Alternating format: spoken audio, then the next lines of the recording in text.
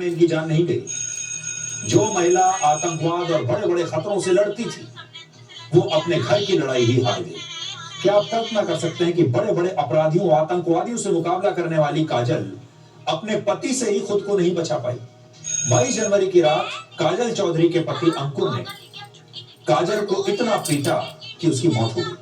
28 वर्ष के अंकुर ने बेरहमी से लोहे के डंबल से काजल के सिर को जख्मी कर दिया और काजल पर हमला करते हुए उसके पति ने इस बात की भी परवाह नहीं की कि काजल उस समय गर्भवती है।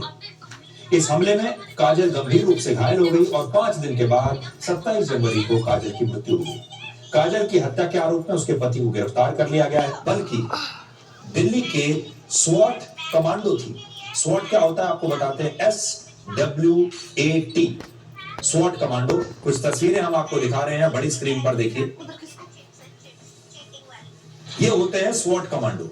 दिल्ली पुलिस की स्वॉट यानी स्पेशल वेपन्स एंड टैक्टिक्स एक स्पेशल यूनिट है जिसे एंटी टेरर ऑपरेशन के लिए वर्ष 2008 में मुंबई में हुए 26/11 हमले के बाद बनाया गया था और इसमें दिल्ली पुलिस की बहुत ही चुनिंदा अधिकारियों और महिलाओं को शानदार रिकॉर्ड और बेहतरीन फिजिकल फिटनेस के आधार पर भर्ती किया जाता है। काजल चौधरी ने वर्ष 2022 में बतौर कांस्टेबल दिल्ली पुलिस को ज्वाइन किया था और अपने प्रतिभा के दम पर, अपनी फिटनेस के दम पर वो एक स्वॉट कमांडो बन गई।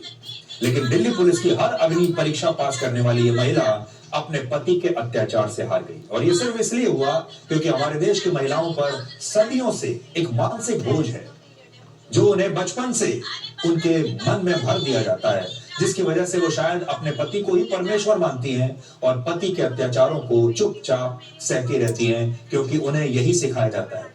और इसी सामाजिक बोझ ने ताकतवर कमांडो काजल चौधरी को अपने पति के सामने बेहद कमजोर कर दिया, जिसकी कीमत उसे अपनी जान देकर चुकानी पड़ी।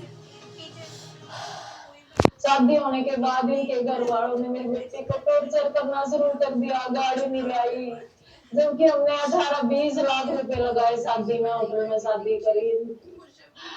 इसकी सिस्टर, इसका ससुर, सास, देवर, जेठ सब टॉर्चर करते थे, बताती थी लड़की। मेरी बेटी फिर ये दुखी होकर क्या सुनकर मेरे लड़के ने इसको डांटा, अंकुर को ये क्या सुन के फ्लैट ले लिया, खरीद लिया इसने वहां पे, फिर भी लड़ाई करते थे। ये जो खबर है आज देश के हर परिवार को शर्मिंदा करती है।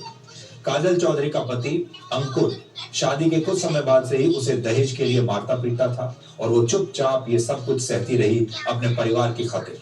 ऐसी घटनाएं हमारे समाज के लिए एक अभिशाप हैं और इसीलिए आज एक प्राइम टाइम शो में हम ये घटना आपके सामने प्रस्तुत कर रहे हैं। नेशनल क्राइम रिकॉर्ड्स ब्यूरो की रिपोर्ट कहती है कि वर्ष 2023 में 4,48,000 से ज्यादा महिलाओं के खिलाफ अपराध के केस रजिस्टर हुए थे। इसमें से 1,33,000 घटनाएं सिर्फ घरेलू हिंसा के बारे में थी, जबकि 6,156 मामले दहेज उत्पीड़न के थे। सोचिए आज के जमाने में भी दहेज को लेकर महिलाओं का उत्पीड़न हो रहा है। काजल चौधरी की हत्या में बताती है कि हथियार और कमांडो ट्रेनिंग आतंकवादियों और अपराधियों का मुकाबला तो कर सकती है, लेकिन समाज की सोच का मुकाबला बहुत मुश्किल है। जब तक घरेलू हिंसा को घर का मामला समझा जाता रहेगा, तब तक काजल जैसी बेटियां अपने घरों में ही ऐसे ही दम तोड़ती रहेंगी।